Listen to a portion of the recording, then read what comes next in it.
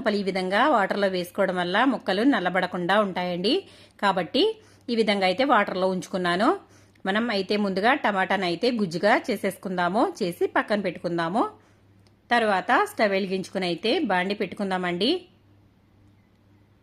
టమాటా ముక్కల్ని అయితే నేను సపరేట్ చేసేస్తున్నాను. చూడండి, నేనైతే ఫ్రై చేస్తున్నాను, కానీ టమాటాలు ఉల్లిపాయలు తీసుకున్నాను ఏంటా అనుకుంటున్నారా? ఇందులోనే ఉందండి మన స్పెషల్ అనేది. ఇప్పుడు ఏ విధంగా తయారు చేసుకోవాలో చూసేద్దాము. నేనైతే స్టవ్ వెలిగించుకుని బాండి అయితే పెట్టేసుకుంటున్నాను. ఇప్పుడు ఈ బాండీని కొంచెం వేడమనిద్దాము. వేడైన తర్వాత ఆయిల్ అనేది వేసుకుందాము. తడిగా ఉన్నప్పుడు ఆయిల్ వేయడం వల్ల చిటపటమంటుంది, కాబట్టి నేనైతే కొంచెం వేడైన తర్వాత మాత్రమే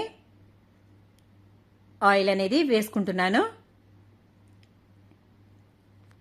ఈ విధంగా మనకి ఫ్రైకి ఎంత అయితే ఆయిల్ పడుతుందో అంత ఆయిల్ అయితే